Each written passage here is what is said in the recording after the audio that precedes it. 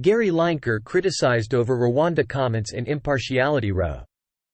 Gary Lineker has faced fresh criticism after backing a campaign calling for the scrapping of the government's plan to send asylum seekers to Rwanda. He and other celebrities signed an open letter calling for politicians to come up with a fair new plan for refugees.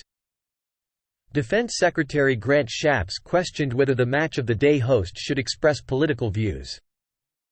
The BBC said Lineker is free to contribute to projects for third parties, as long as these do not conflict with his BBC commitments. It said such contributions must also not breach guidelines on conflicts of interest, nor bring the BBC into disrepute. The BBC also noted Lineker regularly contributes to or comments on such projects, and added his latest comments were made in the letter and not on social media. The letter has been published on the website of campaign coalition Together with Refugees. In the week, MPs will vote on the Safety of Rwanda bill, a new attempt by Prime Minister Rishi Sunak to get the scheme up and running after it was rejected by the Supreme Court last month. Some of those MPs have accused Lineker, the highest of the BBC's publicly declared earners, of breaching BBC guidelines which limit him from intervening in party politics.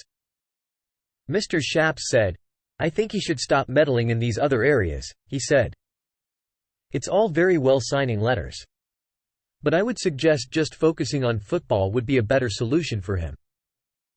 After the letter was released, Conservative MP Jonathan Gulies said it was yet another breach of the BBC's impartiality rules by Gary Lineker. However, Lineker then responded, "Jonathan hasn't read the new guidelines.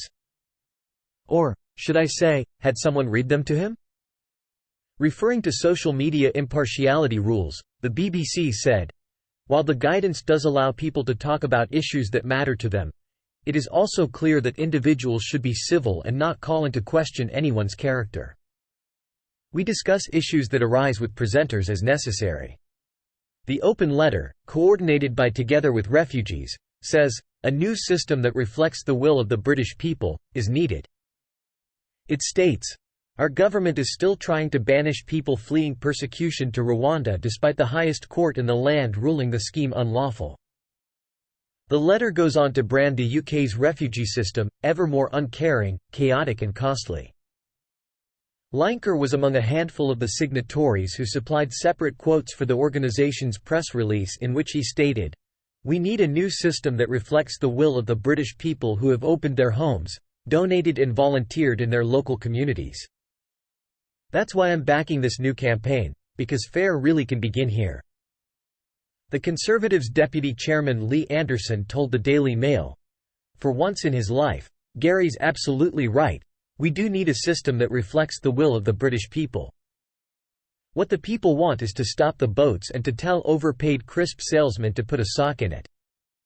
Previously, the BBC had stated that Lineker's high profile came with additional responsibility. The BBC has had in place since 2020 social media guidelines for staff working in news and current affairs, to protect its mission for impartiality. Earlier this year it revised how those regulations should apply to other staff and freelancers.